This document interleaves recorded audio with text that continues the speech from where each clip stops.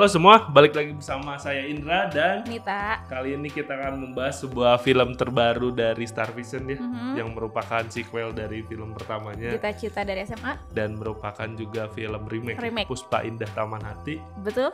Yang masih diperankan oleh Prilly Latuconsina dan saya Abraham. Dan masih juga disutradarai oleh Monty Tiwa, ditulis sama Alim Studio. Karena memang mungkin ini syutingnya bareng tapi dibagi dua part gitu. Menceritakan Galih yang sudah kuliah, udah gitu jadi penyanyi terkenal, sudah move on dari Ratna, terus bertemu seorang gadis yang mirip banget nih mukanya sama Ratna, namanya Marlina. Kalau mereka sih paling kalau Galih ngerasa kayak trauma sama orang tua kekasihnya terdahulu ya, jadi kayak kepikiran terus. Kalau misalnya Marlina tuh masih kepikiran apakah Galih belum bisa melupakan Ratna atau apakah aku benar-benar dicintai atau karena aku hanya milih Ratna saja. Iya benar. Disuka dari Puspa Indah Taman Hati. Sama sih sama yang sebelumnya, aku suka settingnya, kayak latarnya, visual setnya tuh bener-bener membawa kita ke era 80-an. Walaupun aku baru udah sih, cuman kayak masih kecil banget. Saya belum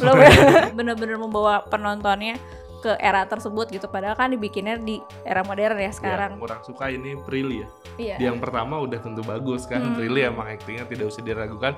Tapi di yang kedua ini dia harus memerankan dua peran sekaligus.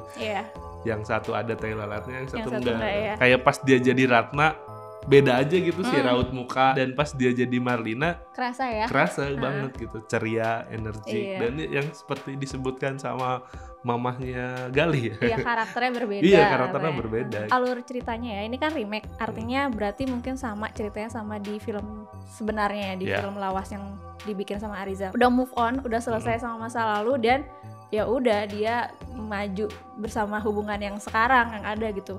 Kayaknya kalau berada di tangan sutradara Jepang atau Korea bakal dibikin dramatis masa lalunya nggak sih, kayak ya ini tuh bagusnya karena ya udah selesai gitu, terus dilanjutkan dengan hubungan baru. Menurut aku itu bagus sih, realistis. Kalau ngelihat ya saya Abraham sebagai Galih tuh sepintas ngingetin sama Rano Karno juga gitu, kayak beberapa kumisnya, gesturnya, terus pas dia nyanyi, karena itu tidak terlihat di film pertama. Aku bisa ngerasain dia energinya jadi seperti Rano Karno di film keduanya ini. Di sini tuh berasa kayak soundnya juga emang beneran dubbing juga kan kalau film-film zaman segitu kan pasti kita ngerasanya ada kayak diisi gitu ya. Diisi gitu soalnya. Dan di sini juga dapat ya, itu mungkin buat mempertebal rasa nostalgia kita ke film-film zaman dulu gitu. Ya ngomong-ngomong suara, aku juga suka suara-suara yang keluar dari tape radio tape itu, terus pas muterin kasetnya tuh bener-bener kayak suara-suara yang keluar dari musik dari suara radio AM gitu tuh sih. Tapi sayangnya di film keduanya lagunya Apatis nggak muncul lagi. Oh iya, udah nggak galau-galau pokoknya di film kedua ini lebih ceria sih rasanya. Sama ngomong-ngomong dubbing, fun fact katanya kalau Prilly sama ya saya Abraham itu belajar bahasa baku dengan menonton video di TikTok tentang Barbie itu, tuh nggak sih yang di dubbing. Padahal kan mungkin bisa nonton dari film yang lamanya. Kalau ada ya, nggak tahu aku bisa ditonton di mana gitu. Seenggaknya tidak belajar dari video Barbie gitu. Iya, makanya dia mau pelajari itu gitu. Padahal bisa juga dengan nonton sih film aslinya ya. Dan satu lagi sih yang mencuri perhatian soal yang suka sama siapa? Marlina, itu teh cowok yang ada di Keramat ya. Sada siapa namanya? Itu bawaan Pak Monty.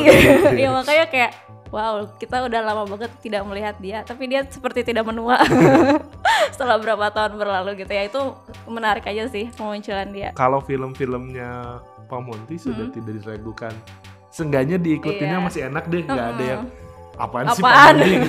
Bikin film masih bisa dinikmatin, walaupun ya ada kekurangan-kekurangan karena mungkin budgetnya minim atau waktu produksinya yang minim, tapi ya masih nyaman diikuti. Oke, kalau gitu langsung aja kekurangan. Yang pertama dari aku ada beberapa scene yang misalnya lagi nyanyi nih si siapa Galihnya, tapi kayak full band padahal cuman gitar. Itu menurut aku kurang sesuai dengan apa yang kita lihat. Keresahan Soleh-Solehun di Star Syndrome. Iya. Karena ini juga beberapa kali aku lihat di di film lain gitu. Masalahnya sama, yang musik-musik gitu tuh biasanya instrumennya tidak sesuai dengan apa yang kita lihat gitu. Mungkin di sini bodo amat karena ini kan tahun 80-an juga filmnya gitu. Tapi kan karena dibuat saat ini bisa dong harusnya seniat Soleh ya. Karena ini drama musikal. Iya, apalagi kan musikal ya. Setnya tuh banyak banget nih dan Jadi itu membuat kita kayak ngerasa kalau set yang ada di film kedua ini tuh kayak aduh budgetnya kayak kurang, tidak semewah film pertamanya gitu kan. Kerasa banget ya. Iya kan film pertamanya aja dibuka dengan intro yang lumayan sinematik gitu bagus, kan. Jadi nggak ada banget jomplang antara intro film pembuka yang membuat kita oh ini film banget nih. Selanjutnya itu komedinya sih menurut aku. Ini kan kayaknya emang ngikutin banget film lamanya ya, termasuk dengan komedinya juga. Nah komedinya tuh kayak nggak masuk sih di generasi aku kayaknya, kayak kurang relate aja gitu. Ya udah mungkin emang komedi tahun segitu ya untuk tahun segitu saja. Jadi senyumnya juga kayak senyum getir gitu, nggak masuk sih. Mungkin emang ingin menampilkan ya kelucuan di era dulu tuh kayak gitu. Konfliknya berat banget ya. Yang kedua tuh banyak gitu konfliknya tuh bertumpuk. Jadi si chemistry antara Marlina sama si Galih aja itu tuh berasa kurang gitu.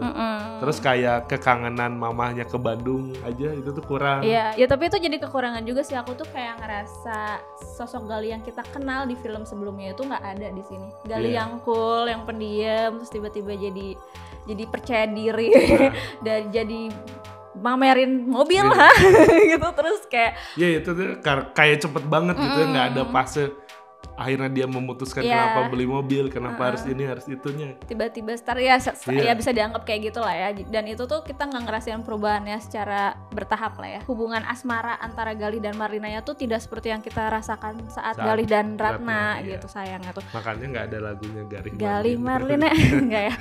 Terus yang menurut aku kurang lagi adalah di awal-awal tuh aku merasa Marlina tuh ya Ratna. Sampai akhirnya Ratna muncul, oh beda gitu. Kayak mirip-mirip aja waktu Ratna SMA dan Marlina sekarang itu gitu. Gak ada terlalu banyak perbedaan signifikan. Sampai akhirnya mereka bertemu dalam satu frame baru kerasa, oh ya ternyata Ratna tuh gini. Kalau mau nonton Puspa Indah Tamanati baru Gita Cinta dari SMA juga oke-oke aja sih. Iya, jadi bagusnya mendingan kalian nonton ini baru nonton gitu, jadi biar karena berasa. Secara emosi sih kalau aku pribadi aku lebih suka Gita Cinta. Aku tuh ngerasanya film ini tuh aku bingung harus merespon apa terhadap film ini karena ini tuh ceria banget, lagu-lagu yang dibawainnya tuh nggak kayak Gita Cinta itu kan kelam banget ya. Gita Cinta tuh kayak emonya banget. Nah di sini tuh lebih ceria, lebih colorful. Tapi sebenarnya masalahnya tuh masalahnya tuh dewasa. Tapi entah kenapa lagunya tuh tidak ada yang sesuai dengan konflik mereka gitu. Jadi aku tuh kayak bingung harus merespon emosi seperti apa untuk menonton film ini gitu. Dan di sini tuh nggak ada karakter yang bisa kita ikutin kayak Putri Ayu dia di film Gita Cinta SMA. Maksudnya ada karakter lain sekuat itu, bukan karakter utama gitu. Kayak bapaknya Ratna sih. Iya kan, kuat banget bapaknya Ratna juga kita ngeliat, anjir Dwi Sasono main cabut. Bagus banget sih itu. Iya kerasa kayak, aduh males banget tau kalau ketemu orang tua kayak gini juga kan. Iya makanya pas di sini nggak ada. Ada konflik dari si dosennya juga kan. Oh iya. Lukman Sardi kirain ada apa ternyata Iya dibiarkan begitu aja. Ya gitulah pokoknya emang sayang sekali, tapi ya karena syutingnya barengan mungkin aja dia udah. Di sini juga nggak ada alasan kenapa Galih harus mempertahankan hubungannya dengan Marlina. Sementara kan Ratna juga udah. Ya udah, aku mau cerai. Ayo kita mulai lagi dari awal. Udah kan kita kalau ngeliat di film pertamanya kayak First Love, udah gitu ya cintanya mendalam, udah gitu nggak ada konflik eksternal. Jadi kan mestinya mah hubungan mereka sebenarnya baik-baik aja kan kalau nggak direstuin orang tua mah gitu. Tapi kok bisa gitu dia milih, nggak tahu juga sih. Itu kan maksudnya nggak ada sesuatu yang membuat dia yakin sama Marlina. Kalau aku Marlina aja, ya mungkin kamu janda gitu kan, nggak tahu kan. Apakah tahun segitu stereotip kayak gitu sudah ada? Tapi kan kalau cinta mah tidak memandang harusnya itu masih tapi ya itu kita tuh nggak dapet kenapa si Galih harus nggak bisa aku udah punya Marlina karena Marlina ini. Film ini tuh bagus, tapi menurut aku bakal mudah dilupakan. Jadi aku nggak ada scene yang berkesan. Beda banget ya. Kalau di Gita Cinta tuh ada beberapa scene yang aku suka banget. Ada 4 gitu. Kalau di sini ini nggak jelek. Ini filmnya bagus, tapi mungkin bakal jadi tipe film streaming ya. Iya bakal. Nggak ada scene-scene yang bikin sinematik atau gimana yang mengesankan hati penonton tuh kayaknya kayak mudah dilupakan gitu jadinya. Jadi langsung aja ke skor nih buat Puspa Indah Tamanati 6,5 dari aku 6 saja karena memang yang pertama masih lebih oke. Oke, jadi buat kalian yang ingin nonton Puspa Indah Tamanati ya silakan ditonton dulu. Terus nanti kalau kalian gak ngerti Ratna Gali gimana ceritanya, langsung bisa kalian tonton film sebelumnya di Netflix ya. Itu masih ada. Jadi atau kalian yang mau nonton, aku nonton dulu film pertamanya biar nyambung ke film keduanya, bisa. Mungkin cukup sekian saja review dari kami berdua. Jangan sampai lupa untuk like, comment, subscribe, dan nyalakan tombol notifikasinya. Dan sampai jumpa di video-video review berikutnya. Bye.